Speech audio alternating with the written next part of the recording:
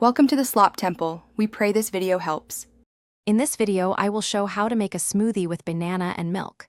First, gather your ingredients: 1 ripe banana, 1 cup of milk, and a few ice cubes. For an extra touch of sweetness, you might add 1 tablespoon of honey or maple syrup.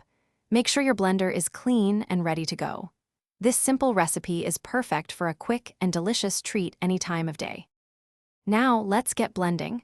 First, peel your banana and break it into 2 or 3 smaller pieces.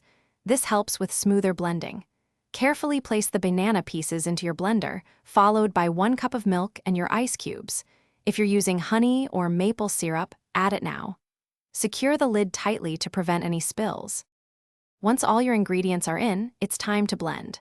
Start on a low setting, then increase to high speed. Blend for about 30 to 60 seconds, or until the mixture is completely smooth and creamy. If you notice any ingredients sticking to the sides, simply stop the blender, scrape them down, and continue blending. For a thinner smoothie, add a small splash more milk.